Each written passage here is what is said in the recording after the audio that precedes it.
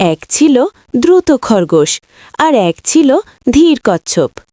খরগোশ সব সময় নিজের গতির জন্য গর্ব করত। সে সবাইকে বলতো, আমি সবচেয়ে দ্রুত। একদিন সে কচ্ছপকে দেখে হাসতে লাগল, বলল, তুমি তো খুব ধীরে চলো। কচ্ছপ শান্তভাবে বলল, চলো আমরা একটা দৌড় প্রতিযোগিতা করি। সবাই অবাক হয়ে গেল, কিন্তু দৌড় শুরু হলো। শুরুতেই খরগোশ খুব দ্রুত এগিয়ে গেল আর কচ্ছপ ধীরে ধীরে এগোতে লাগল।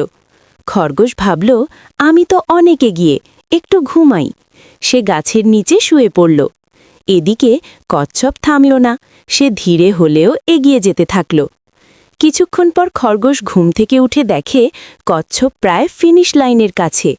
খরগোশ দ্রুত দৌড়াতে শুরু করল, কিন্তু ততক্ষণে দেরি হয়ে গেছে। কচ্ছপ ফিনিশ লাইনে পৌঁছে গেল, সবাই হাততালি দিল। খরগোশ লজ্জা পেল আর কচ্ছপ হাসল। এই গল্প থেকে আমরা শিখি, ধীরে হলেও নিয়মিত চেষ্টা করলে সফল হওয়া যায়।